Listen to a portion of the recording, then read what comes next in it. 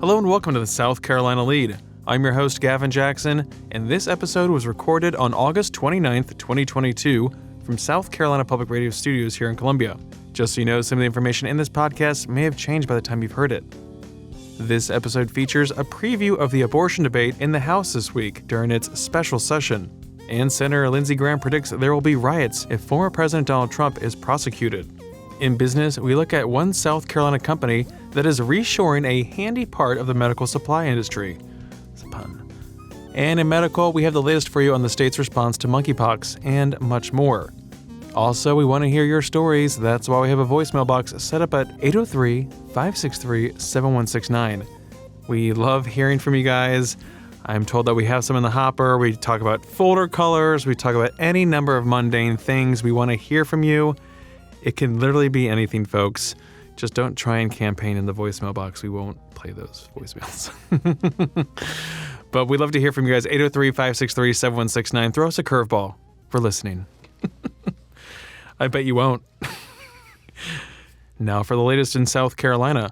Currently, the spread of COVID-19 is medium, according to county-level data from the Centers for Disease Control and Prevention. We'll have more details on COVID from DHEC in Saturday's pod.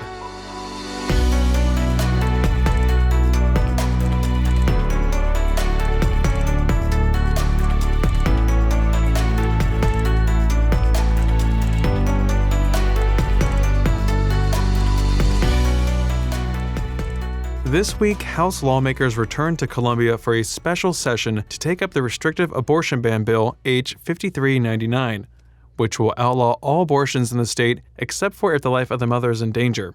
The most recent abortion law on the books, the 6-week abortion ban, is temporarily on hold after it went into effect days after the U.S. Supreme Court decision on Dobbs versus Jackson Women's Health Organization that upended nearly 50 years of abortion access in the nation.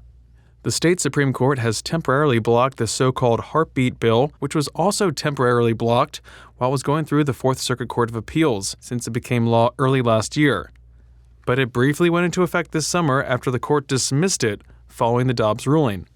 So again, currently women in South Carolina can have abortions up to 20 weeks, a procedure that more than 6,200 women had in 2021, according to DHEC. However, H 5399 will ban all abortions, except for the life of the mother, this as the bill is currently written. Now, a list of several conditions, including ectopic pregnancies, are included in that exception as it's written. So what to watch for? The debate on Tuesday and Wednesday will center around exceptions to a full abortion ban, such as rape and incest.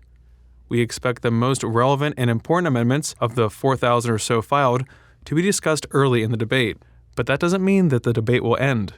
The House is made up of 80 Republicans and 43 Democrats, with one vacancy right now. House watchers say there are about 20 hardline Republican votes that won't budge on exceptions. Now, will other Republicans try and save face by joining that contingent and voting against exceptions, knowing that a Senate bill will most certainly have them, and they'll vote for them anyway? Will they vote the way their constituents want them to, especially those that narrowly won in their primaries in June? Will Democrats sit back and watch the Republican fight? Add fuel to it, drag it out, work on compromises, all the above?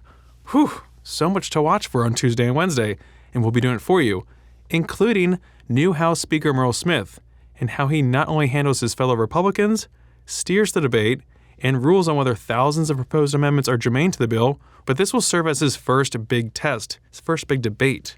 He's told us he'll be an honest broker and tell folks like it is. Will this be his Confederate flag debate moment? Hard to say. It's definitely an extremely emotional subject, as we've seen in House testimony and tense moments among lawmakers on the Judiciary Committee. We're talking Republicans on Republicans, some who chose not even to vote to send the bill out of committee. But unlike the Confederate flag, which came off of State House grounds a few short weeks after the horrific Mother Emanuel AME Church massacre, leadership has had time to prepare for this, and the legislative circumstances are much different as well. Back in 2015, the Senate wanted the House to go along with its bill to take the Confederate flag off State House grounds without adding any amendments that would have sent the bill back to the Senate and spiraled the debate further.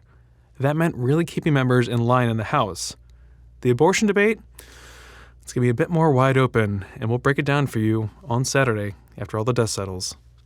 Moving on, Senator Lindsey Graham was on former South Carolina Congressman Trey Gowdy's Fox News show Sunday Night in America, where he said there will be riots if former President Donald Trump is prosecuted for mishandling classified documents that belong to the federal government and which have been repeatedly requested before FBI agents seized 15 boxes of documents, 14 of which contain classified information.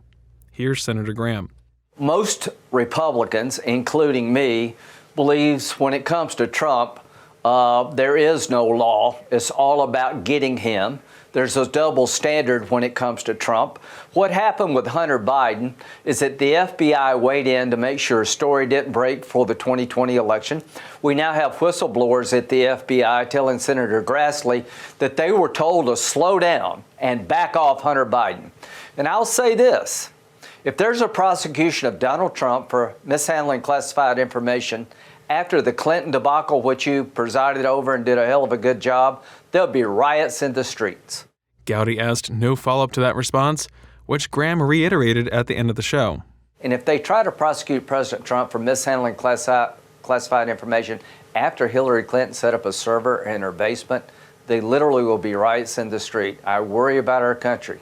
Now, the AP reports that the FBI affidavit said officials found 184 documents bearing classification markings, including some suggesting they contained information from highly sensitive human sources. Several had what appeared to be Trump's handwritten notes, the affidavit says. The FBI has spent months investigating how the documents made their way from the White House to Mar-a-Lago and whether any other classified records might exist at the property. The Bureau also has tried to identify the person or people who, quote, may have removed or retained classified information without authorization and or in an unauthorized space, the affidavit states. Now, I know that one way to avoid being prosecuted and to avoid causing another riot is by not removing sensitive classified material that belongs to the United States government, specifically the National Archives at this point. But that's just me. Since the archives had not received the missing documents, the agency referred the matter of missing government property to the Department of Justice, where the FBI lives. A warrant was then issued, and, well, here we are. Of course, that's, again, just part of this ongoing investigation. A lot of that affidavit, we know, was redacted. Now, back to Graham. He mentioned Clinton's private email server, which the FBI in 2016 said involved no criminal action. A Department of Justice Inspector General report supported that conclusion. Former CIA director and retired General David Petraeus knows what it's like to deal with classified information because he pled guilty back in 2015 to one count of unauthorized removal and retention of classified material that he gave to his mistress. His plea deal was 2 years probation and a $40,000 fine. Now, in 2018, President Donald Trump signed a law that stiffened the penalty for the unauthorized removal and retention of classified documents from 1 year to 5 years and turned it into a felony offense. So even if you think he has unilateral power to declassify such sensitive information, leaving it laying around Mar-a-Lago is still not a secure enough location for it to be.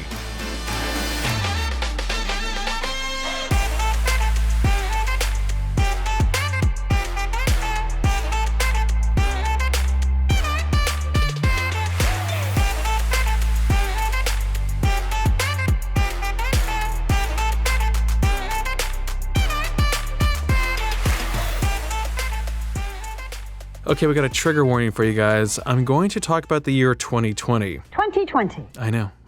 You're going to say, Gavin, stop with this regression therapy. Everyone hated 2020. 2020. And you're not a licensed psychiatrist on land. Maritime law, folks. But now, back in the early days of the pandemic, you'll recall, especially if you're a medical professional, you'll remember just how scant the availability of personal protective equipment was. From gowns to gloves to masks and more. I'm talking attempts to sterilize and reuse masks, and officials scouring the globe for such items and bidding against other states for it. Difficult times that exposed major holes in our limited national stockpile, our non-existent state PPE stockpile, which has since been created, and of course our dependence on a globalized supply chain for medical supplies that at the time was at a standstill as economies worldwide shut down or slowed drastically. Not great for PPE, but we saw stateside manufacturers pivot to onshoring some of those goods, like disposable gowns, for example, that the manufacturer Johns Manville started producing at its non-woven fabric facility in Spartanburg. The Milliken manufacturing facility in Pendleton also pivoted to producing 3 million medical gowns in the spring of 2020. You remember Senator Graham introduced legislation incentivizing a reshoring of critical items in the medical supply chain and lessening our reliance on adversarial countries like China for such needs. At the time, Graham said, "When you talk about bringing back the medical supply chain to the United States, when it comes to gowns and masks and gloves, South Carolina will benefit the most." Well, another South Carolina business, Nephron Pharmaceuticals, heeded that call back then and continues to build upon it.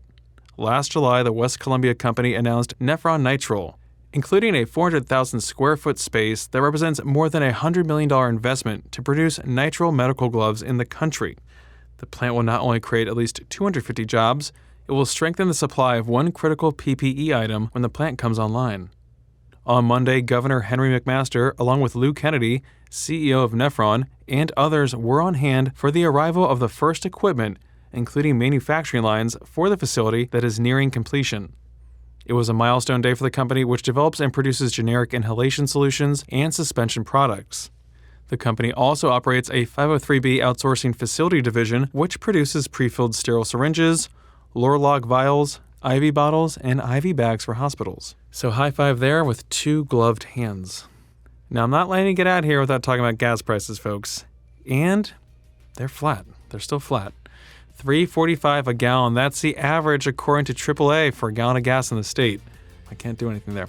But look ahead, this week we got consumer confidence data coming out on Tuesday. Data! And new nationwide unemployment data on Thursday. Data! Big data heading into our Labor Day weekend.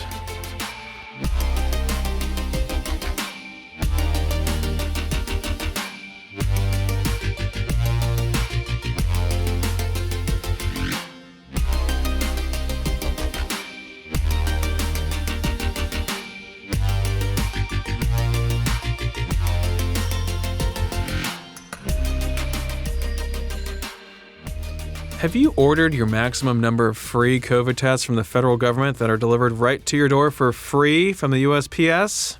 Did I say free again? Well, you better hurry up, because you have until this Friday, September 2nd, to do so, since Congress hasn't spent additional money on these tests. You're going to say, Gavin, how do I get these? COVID.gov/tests. That's how you get these tests. For free. For free. They're free tests. Pull over right now, get out of the shower, stop brushing your teeth, dial up covid.gov/tests. Winter is coming, folks. Not a Game of Thrones reference, we can't afford that. Moving on, DHEC announced Friday that it will be expanding eligibility for those able to receive the monkeypox or mpox vaccine, Jynneos, as well as how the vaccine will be administered. The new method will expand the limited supply of doses that the state has by as much as 5-fold by using a new method authorized by the FDA and CDC. Instead of giving a subcutaneous shot, which goes into the fat layer farther below the skin, DHEC public health officials will give intradermal shots just under the first layer of skin. The announcement on Friday came as the state topped 100 mpox cases. DHEC Director of Public Health Dr. Brandon Traxler discussed this and the expansion of those eligible for the 2-dose vaccine. We are accepting appointments for vaccination at selected clinics at our health departments across the state, and that's via the Care Line. And so the eligibility criteria now are men who have sex with men, MSM, including gay or bisexual men, transgender or gender nonconforming individuals, who have had either a sexually transmitted infection in the last 90 days or multiple sexual partners in the last 90 days. Or any person receiving HIV PrEP or pre-exposure prophylaxis treatment. Please note that the vaccine is still not recommended for the general population and really only for the groups I just mentioned, as well as for close contacts who identified of those who have tested positive for the disease. DHEC is going to begin using the intradermal method this week rather than the subcutaneous method of vaccination. And this change will increase the amount of vaccine available while not compromising on effectiveness. The intradermal shot is given just under the first layer of skin, and that's as opposed to in the fat layer farther down under the skin that the subcutaneous shots go into. And according to the FDA and CDC, changing to this method can result in up to 5 times the number of doses available per vial and offers the same level of protection to the recipient. While the change does increase the number of some 3,000 doses the state has, it's still not enough to cover the entire at-risk population in the state, this according to Dr. Traxler. So it would not cover if every individual who was at risk, who might identify in one of these subgroups, one of these subpopulations, did reach out for vaccination. And so we are looking at, this is one step certainly for changing our eligibility criteria to make it a little bit broader. We're certainly keeping an eye on the data, and especially this week as we change to this method and have more doses, as to whether we need to broaden it out. But again, not wanting the focus to go away from that highest risk population. We would not have enough doses if every member of the high risk population in the state, though, sought vaccination at this point in time. Residents can call the DHEC Care Line at 1-855-472-3432 between 8 a.m. and 6 p.m. Monday through Friday to find out if they are eligible to schedule an appointment. Now again, Mpox is not easily transmitted from person to person. It can be spread through prolonged face-to-face contact, skin-to-skin contact, including direct contact with infectious sores, scabs, or bodily fluids, as well as during intimate contact such as sex, kissing, hugging, and touching fabrics and objects used by a person with Mpox. But again, unlike COVID, it is not a threat to the general population, Dr. Traxler said. At this time, Mpox is not circulating widely among the general population, and that will remain the case as long as residents in our state practice safety protocols. That includes getting vaccinated if you are high risk, refraining from intimate contact with a person who is tested positive, refraining from having multiple sexual partners in a 2-week time frame, and reaching out to your healthcare provider or to a DHEC health department if you believe you have been infected with Mpox. Currently, only 16 clinics around the state are offering the vaccine on an appointment-only basis. Dr. Traxler said plans are in the works right now to expand to other clinics, such as those that serve at-risk populations and offer services like STI and HIV testing and pre-exposure prophylaxis or PrEP treatments. Eligibility may also expand soon as well. So DHEC is still working to address this slow-growing problem in the state. A lot to watch there.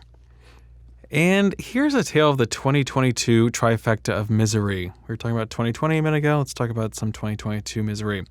The Journal of Infection reported last week that a 36-year-old Italian man was hospitalized and diagnosed with COVID-19, Mpox, and HIV over the course of a single week in July.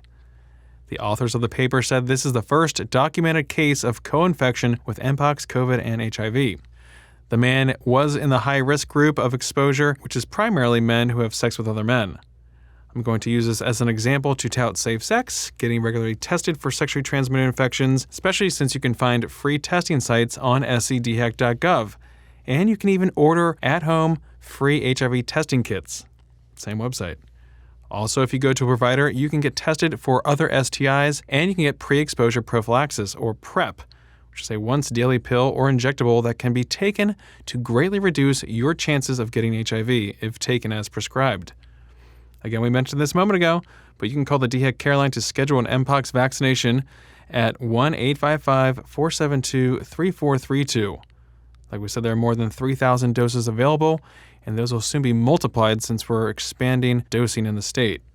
Now, while that study didn't list the man's vaccination status, you can also find plenty of locations for a COVID-19 shot and booster on scdhec.gov. Again, this website is a significant resource in helping you know your status and keeping you healthy.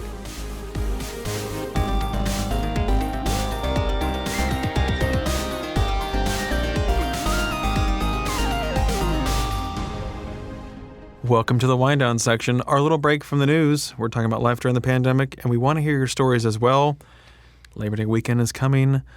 Kids are back at school. Vacations are dwindling. Oh, God, Gavin hates. Summer's over. I'm getting serious. He hates when the vacations are ending. He can feel each one gearing die. up for the post-Labor Day life. Oh, God. Labor, not vacation. Oh! Let us know what you're doing. 803-563-7169.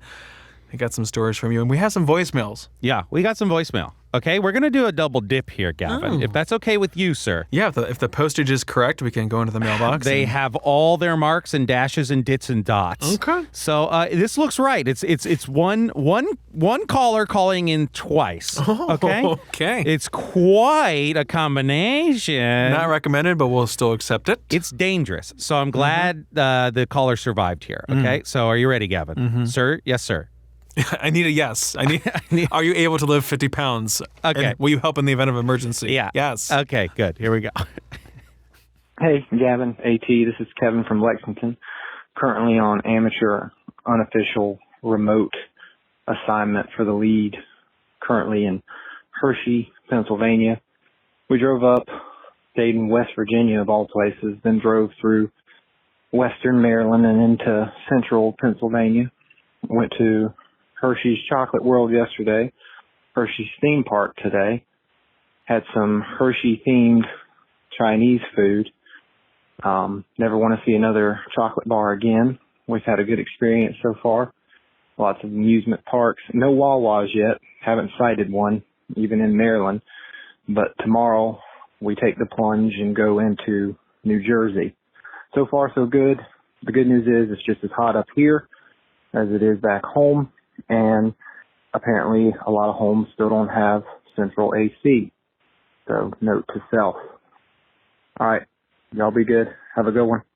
Kevin on assignment in Hershey, Pennsylvania. Chocolate country. That's them there's chocolate country. I never got to go to Hershey. I never wanted to go, really. I did. I didn't. I had wasn't grand illusions that it was like Willy Wonka up there. And that's not the case, is my understanding. I don't know. I mean, Kevin, correspondent Kevin. I'm going to call you correspondent Kevin from here on out. Is born. The chocolate-themed Chinese food Sounds scares incredible. me. That scares me. You'd do it, though. I don't know if I would. Oh, come on. I don't think that I would. I'd order it. You'd have a little bite. That scares me. I also like the way that you, the ominous pause before entering New Jersey. Taking the plunge, as he said. I agree. It was so appropriate how he phrased it. Rude, honestly, and I take offense. But the Wawas, you got to find a Wawa. Please, I hope you found a Wawa, Kevin. Yeah. Call in and let us know what you got, first of all, because that is a determining factor. And It better be a sub. two, how much you loved it. Yeah. I mean, when I drive up, sometimes I make the mistake where I get off because I'm like, okay, finally need to go to Sheetz or Wawa. We're not debating either. Wawa. But I get off and I'm like, oh, where is it? And it's like a 2-mile diversion to downtown. God. There's nothing worse And I'm than like, when you're like, oh, there's one on this exit 2.5 miles away. And I'm already up. I'm like, I'll do it at that point. I don't commit. I go Sometimes right back I do, on. I but- go right back on. Depends on the gas. Well, anyway, Gavin. Let us know what you do. This was not Kevin's only call because he called in, not much later. Oh, so he wasn't in Jersey yet. 2 minutes later to issue a retraction to something. That he said. So are you ready for this, sir? Yeah. Yes. Okay, here we go. Hey, this is Kevin from Lexington again on remote assignment in Pennsylvania. I take back what I said about the Hershey bar, or chocolate bars in general, because I just found a birthday cake flavored Hershey's bar next to my half-pound Reese's cup. So I'll go ahead and finish that now. Oh my God. I want everything that he just said. Oh, excuse me. I just found this bar hiding over here. Never mind about not eating that anymore. I'm going to eat it right now, 2 minutes later. I left my AirPods back home in Maryland when I was up visiting family at the end of July. And my brother never sent them back. I was wearing corded headphones to the gym. I was feeling inferior, even though I shouldn't worry about that. It doesn't matter. But after You're better AirPods, than your headphones, Gavin. I tried. I was a lot of, deep places that I went. But I say this all because my sister-in-law finally sent it to me from her work FedEx account, which I really appreciate, using work resources for such important things. And she also included a box of some sort of candy from Christmas. It's like the peppermint bark. Have you ever had peppermint bark? It's chocolate, white chocolate on top, milk chocolate on the bottom, and then some crushed up candy cane on top. Oh, it was. I couldn't stop eating it. I had to get it out of my house because there was so much of it. And I was like, it was probably 1.5 pounds, maybe 2 pounds you of it. just threw it out the window. Threw it right out the window. Me and my I sweet know. tooth. You'll but just eat it all in one sitting.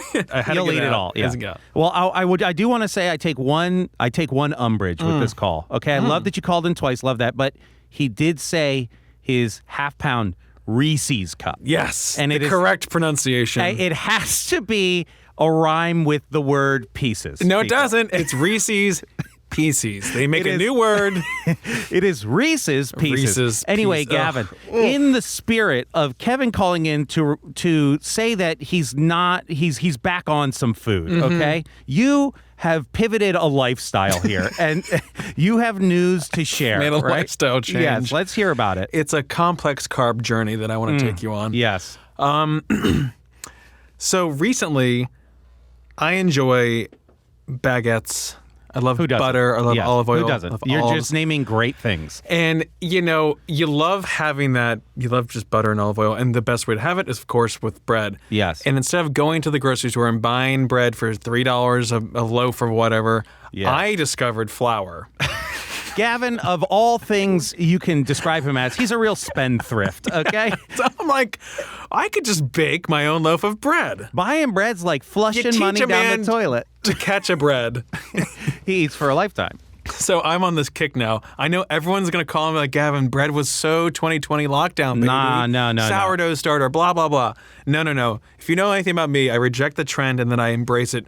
2 years later. 2 years later. Yeah. And then try and get that slingshot. So I'm on this bread kick. I'm making dough. I'm trying different flours. Yes, I'm just leaning into it because I'm all about it. I want to have bread with my butter, and so I can just keep eating. So I've made about 4 loaves to date so far. I gotta say, flours. He's shown me all the loaves, I think, and the first ones. They were there. They were a little sad looking. Bad flour. These new ones didn't have the good yeast. Gavin's getting some good results here. You get the steam going in there. You get that crunchy crust. Crunchy crust, yes. And I had a loaf this weekend, and I took it out, and I had a piece, and I was like, this is like store-bought. I've reached that level where I'm just as good, if not better, than the store-bought brands. Yeah, which is, that's a low bar, and I would say you've done much better than that. Well, thank you. That's high praise. It truly is better than that. And, he delivered me a buttered slice today, yes, which I got to say was great. But he also made a happy accident as far as I'm concerned, because I took one bite, and I go, I love how salty this bread is. It's very good. Still getting my way around the kitchen. I have all the necessary measurements and tools. And in fact, when I was down in Charleston, Colleen, my stepmother, gave me a bunch of baking stuff that she didn't need. But you're still the scale, figuring out the difference between teaspoons and tablespoons. TSP, TBSP, TBD, right? So I might have put 2 tablespoons of salt in instead of 2 teaspoons. I think you failed correctly there. Thank you. This is how they discovered radiation. It's how they discovered Reese's Pieces. You know what I mean? This is how all great discoveries are made. But I gotta say, I went in before I started out of the water. Before I did that, I had my dry on there, so I took out as much salt as I could get. And I was like, that's close enough. So I think instead of 2 tablespoons or 2 teaspoons, I'm just gonna do 1 tablespoon. I think that's fine. Eyeball it. It's important to eyeball stuff. It really is. I'm getting to that point now where I can, but I have been measuring out with a scale. You have to use a scale by weight. You do have to, and I just love this.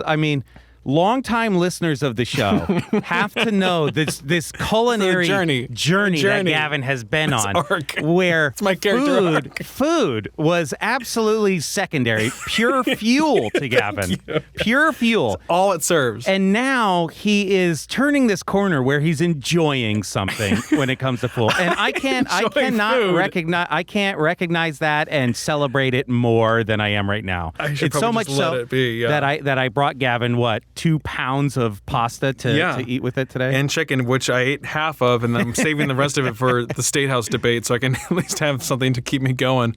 But yeah, me and Oprah, I love bread. She loves bread. That's the only thing we have in common. She stole that from you. Yeah. She knows what's wrong with this She knows what she did. She knows what she did. She knows what she did. I know she listens. I was also thinking about how we asked Biden when he was down here vacation if he'd call, and he didn't, as far as we can tell. Yeah, rude.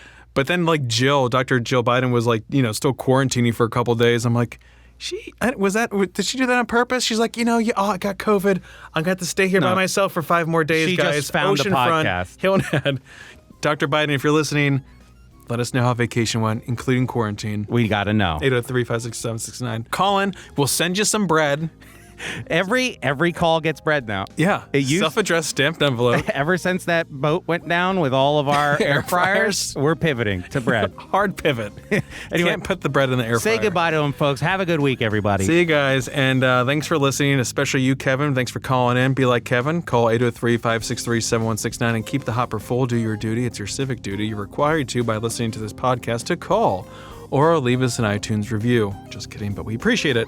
You can also stay up to date with the latest news on scetv.org and southcarolinapublicradio.org. And don't forget to support your local newspapers.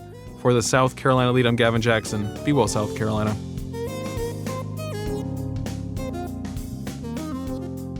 No, that's what it is?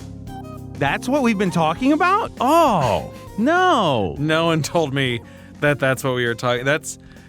No. I can put that at the end.